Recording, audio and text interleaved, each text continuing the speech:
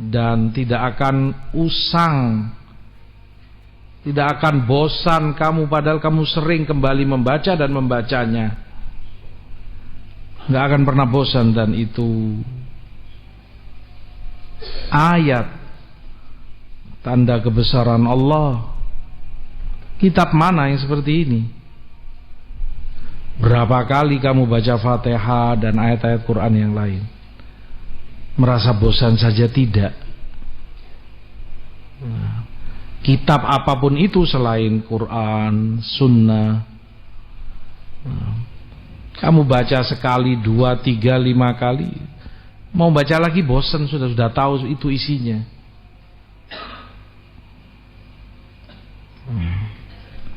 Tapi Quran,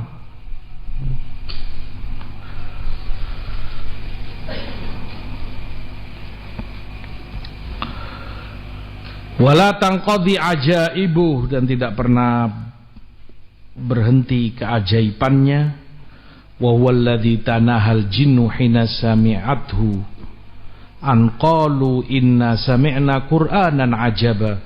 Dan para jin pun ketika mendengar sampai mereka katakan itu, kami dengar Qur'anan ajaba, yang penuh keajaiban. Yahdi ila rusdi fa amanna bih walan nusyrika bi rabbina ahada. Membimbing ke jalan yang lurus, kami beriman padanya dan kami tidak menyekutukan Allah Rabb kami dengan yang lain. Man qala bihi suddiq atau sodaqah, yang berbicara dengan Quran, berdasarkan Quran, akan dibenarkan karena ucapannya didasari ayat kalamullah. Wa man amila bihi ujir, dan yang beramal dengannya akan berpahala. Wa man hakama bihi adal, dan berhukum dengannya pasti adil karena hukum dari Allah Rabbul Alamin. Wa man i'tasama bihi hudiya ila siratim mustaqim, dan yang berpegang teguh dengannya terbimbing kepada siratal mustaqim. Dan ma'ruf hadis Irbad ibnu Sariyah, bagaimana Rasulullah SAW juga menyampaikan wasiatnya, usikum bitaqwallah wassam'i watta'ah ila akhirih, hadis ma'ruf. Berarti apa yang disampaikan oleh imam, muallif atau nazim terambil dari nusus Quran dan Sunnah yang jelas bahwa memang Allah dan Rasul pun memerintahkan dan menganjurkan dalam banyak ayat, dalam banyak hadis, untuk orang itu kembali dan berpegang itu yang dia yakini, itu yang dia amalkan. Sumber dalam dia beragama dia ambil dari ini, Quran dan Sunnah, karena kelebihan-kelebihan dan keutamaan yang tadi disebutkan dari hadis Ali radhiyallahu taala anhu. Muallif Imam Abu Bakar dengan ini ingin menjelaskan kepada kita pula, sebelum masuk kepada rincian bab-bab akidah yang akan beliau sebutkan tentang akidah ahlu sunnah, bahwa ahlu sunnah termasuk beliau tentunya dalam perkara akidah, dalam masalah agama, ngerujuknya kepada Quran wa sunnah ini agar kita selamat. Maka akidah kita pun harus didasari oleh Quran dan Sunnah. Itu yang beliau ingin jelaskan. Karena keduanya masdar talaqi, sumber orang mengambil ilmu, didasari oleh pondasi yang kokoh, pondasi yang kuat, pondasi yang jelas, pasti benarnya Quran wa sunnah, sehingga akidah yang bersumber kepadanya pun pasti menjadi akidah yang benar pula, menjadi akidah yang kokoh pula. Maka dengan itu tidak ternodai akidahnya dengan noda-noda bid'ah, batil, khurafat, dan yang semisalnya, karena bersumber kepada Al-Quran was sunnah. Oleh karena itu a'immah dan para ulama tidak mau keluar walaupun sedikit saja dari keduanya, seperti kata Imam Auza'i rahimahullah, nadur ma'al kitab was sunnah haitsu dar. Kita berjalan, berputar bersama Quran sunnah dimanapun dia berputar. Quran ke sana ya kita ke sana, sunnah ke sana ya kita ke sana, ngikut maksudnya. Kita di belakangnya. Artinya bagaimana Quran ajarkan ya itu yang kita pegangi. Bagaimana sunnah contohkan, sunnah didikkan, ya itu yang kita pegang teguh, itu yang kita yakini. Kita tidak ingin keluar dari apa yang dijelaskan di dalam Quran dan sunnah. Sehingga akidah a'immah, ini kelebihan mereka, akidah ahlu sunnah, tidak ada yang dari diri mereka satupun. Tidak ada. Cari dalam akidah mana, akidah yang mana yang itu bersumber kepada menurut saya,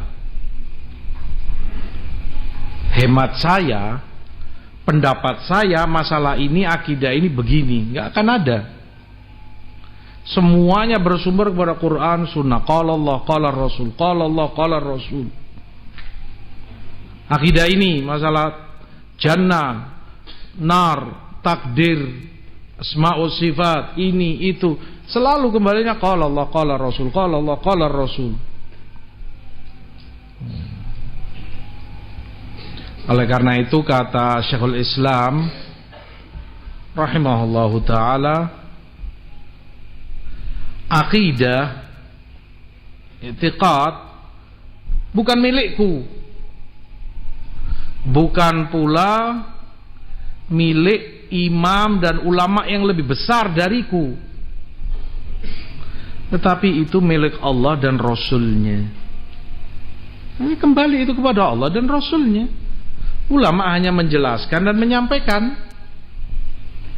seperti pernyataan Imam Syafi'i ma'ruf, minallah ar-risalah, Allah yang turunkan risalah melalui Jibril alaihissalam, wa ala rasulil balagh, kewajiban Rasul menjelaskan, menyampaikan ke umatnya, dan telah beliau sampaikan sebaik mungkin.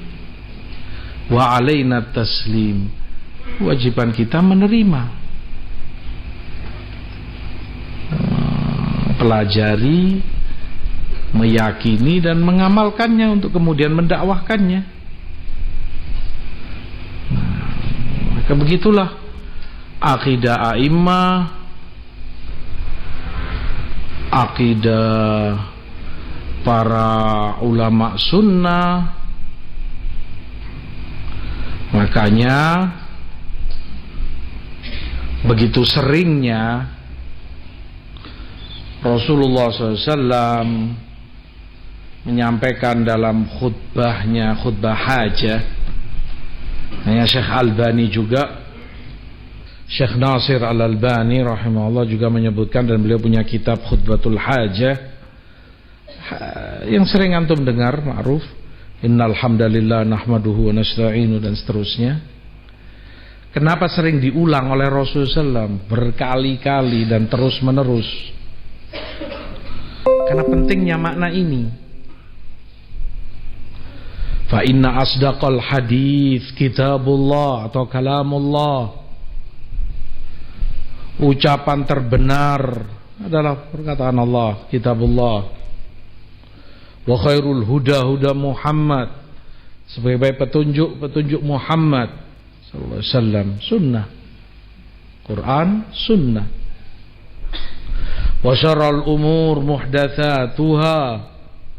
Sejelek perkara adalah yang baru diada-adakan, bid'ah.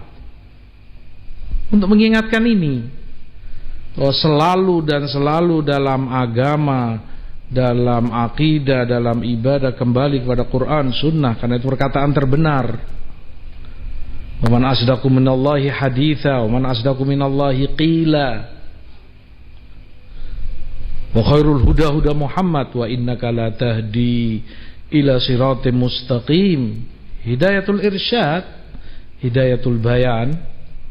Betul-betul beliau menunjukkan ke siratal mustaqim sebagai petunjuk Muhammad sallallahu alaihi wasallam. Ini sumber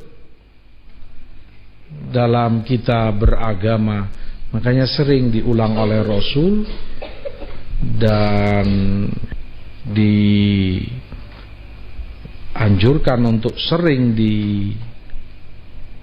dibaca dalam khutbah hajat, dalam muqaddimah, karena untuk mengingatkan umat terus menerus tentang betapa pentingnya dan betapa mendasarnya perkara ini.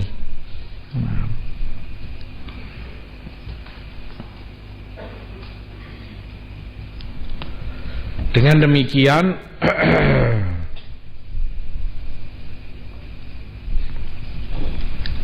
muallif atau an-nazim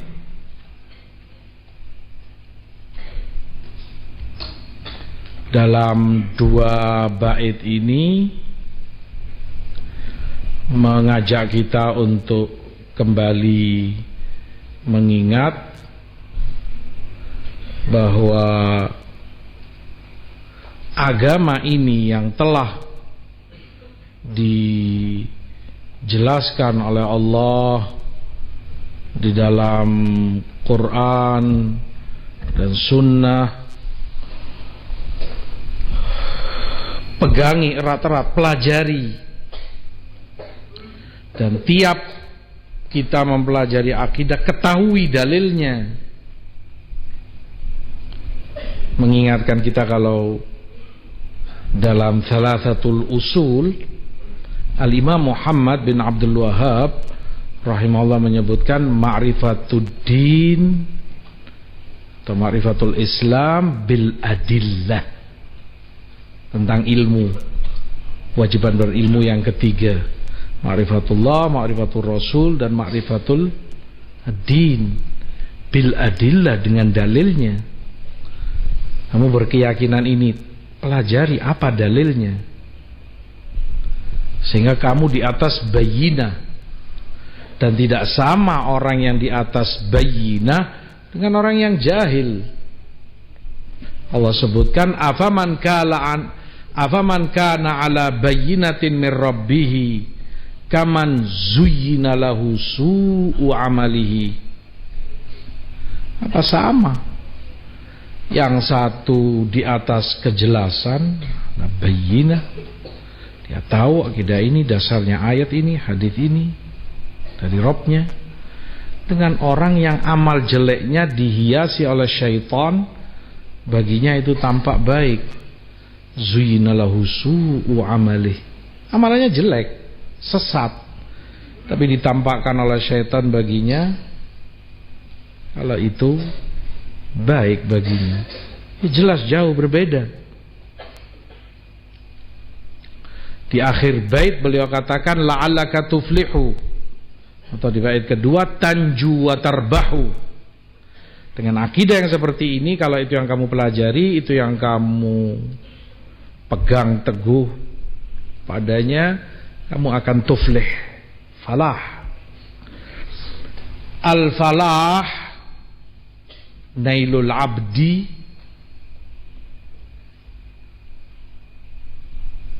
likulli matlub. Ketika seorang hamba mendapati segala kebaikan yang dia harapkan, atau nail al-marghub wa salamatuhu min kulli marhub. Dan bukan hanya itu, dia pun selamat dari segala yang dia takuti, segala kejelekan, dan itu di dunia dan akhirat. Hadzal falah. Tuflihu, kamu akan dapati segala kebaikan, kamu akan selamat dari segala kejelekan, dan itu keuntungan. Tanju wa tarbahu. Apalagi yang kamu harap selain itu? Kalau kamu akidahnya seperti ini. Di dalam ayat Quran Allah sebutkan, walau annahum fa'alu ma yu'adzuna bihi lakana khairan lahum wa asyadda tathbita. Kalau saja mereka mau mengamalkan apa yang sudah dimauidhahkan kepada mereka, sudah diajarkan ilmunya, lakana khairan lahum, niscaya itu baik bagi mereka dan lebih mengkokohkan mereka dalam akidahnya, mengkokohkan mereka dalam istiqomahnya, dalam ibadahnya. Maka orang yang berada di atas ilmu, berada di atas amal soleh, di atas Quran wa sunnah, dia berada di atas khairiyah, ala khairiyah. Karena Allah katakan lakana khairan lahum. Kalau saja mereka mau mengamalkannya, itu yang dia pegang teguhi, dan itu dia amalkan, diyakini pada dirinya, dan dia amalkan konsekuensinya, tuntutannya, dia alal khair, lakana khairan lahum wa asyadda tathbita, dan lebih mengkokohkan seorang hamba. Dan itu tentunya harapan, dambaan setiap Muslim yang menginginkan keselamatan, kebahagiaan di dunianya dan akhiratnya. Ilahuna, insyaallah kelanjutannya pada pertemuan depan. Wallahu ta'ala alam. Wassallallahu ala nabi Muhammad wal afu minkum. Agak mengambil waktu antum. Subhana rabbika rabbil izzati amma yasifun wa salamun alal mursalin walhamdulillahi rabbil alamin. Indah Zia Idaatul Islamiyah Ahlus Sunnati wal Jamaah.